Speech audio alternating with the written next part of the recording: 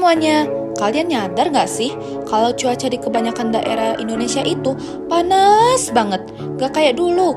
Kira-kira penyebabnya apa ya? Nah, di sini aku bakal ngejelasin materi yang berkaitan tentang apa yang aku bahas tadi, yaitu tentang perubahan lingkungan. Kalian tahu nggak kalau lingkungan itu punya kemampuan mengatasi tekanan dari alam maupun manusia? Kemampuan ini nih yang disebut keseimbangan lingkungan. Lingkungan sendiri sudah dikatakan seimbang jika sudah mempunyai daya lenting dan daya dukung. Daya lenting sendiri berarti kemampuan pulih ke keadaan semula. Sementara daya dukung adalah lingkungan memenuhi kebutuhan makhluk hidup agar tumbuh dan berkembang secara wajar. Kalau lingkungan ini sudah mulai tidak seimbang akibat faktor alam maupun manusia, itulah yang disebut dengan perubahan lingkungan.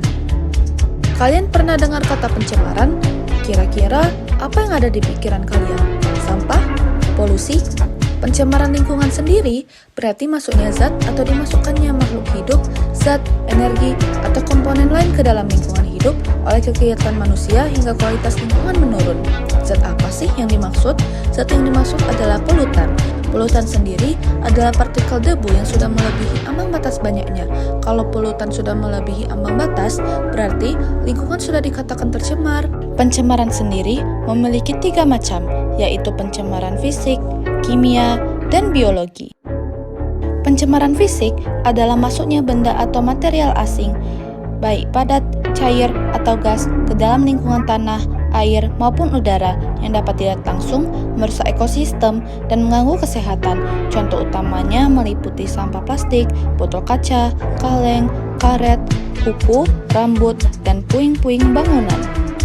Pencemaran kimiawi yaitu pencemaran yang diakibatkan oleh masuknya zat-zat kimia, baik organik maupun anorganik. Contohnya merkuri, timbal, zat radioaktif, atau deterjen. Pencemaran biologi. Pencemaran biologi adalah kontaminasi lingkungan oleh mikroorganisme penyebab penyakit seperti bakteri, virus, parasit, atau jamur yang menurunkan kualitas lingkungan dan kesehatan manusia. Contoh utamanya mencakup air sumur tercemar E. coli, bangkai hewan, kotoran manusia atau hewan, dan limbah makanan. Kalau tadi kita bahas macam-macam pencemar, sekarang kita bahas macam-macam pencemaran.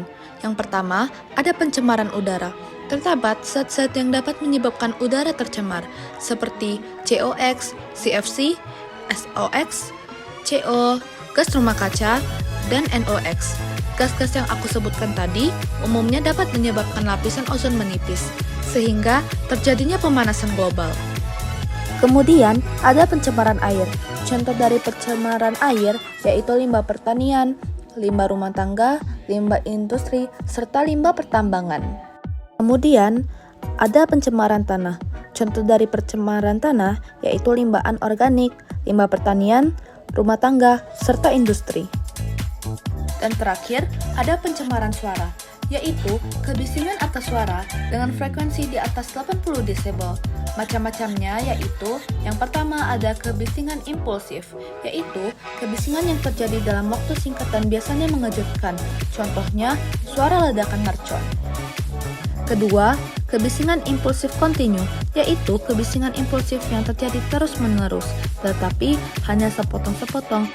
Contohnya, suara palu yang dipukulkan terus-menerus. Lalu, ada kebisingan semi-kontinu, yaitu kebisingan kontinu yang hanya sekejap, kemudian hilang dan muncul lagi. Contohnya, suara pesawat terbang yang sedang melintas. Dan yang terakhir, ada kebisingan kontinu, yaitu kebisingan yang datang secara terus-menerus dalam waktu yang cukup lama. Contohnya, suara mesin pabrik. Coba kalian bayangin, bahan pencemar DDT digunakan oleh petani sebagai insektisida.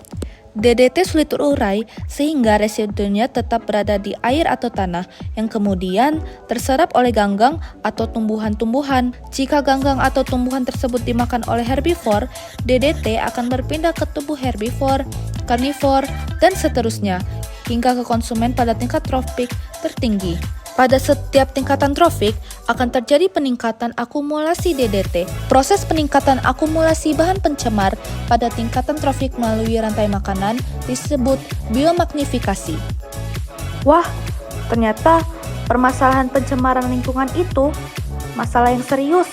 Sekarang, bagaimana cara kita mengatasi itu semua?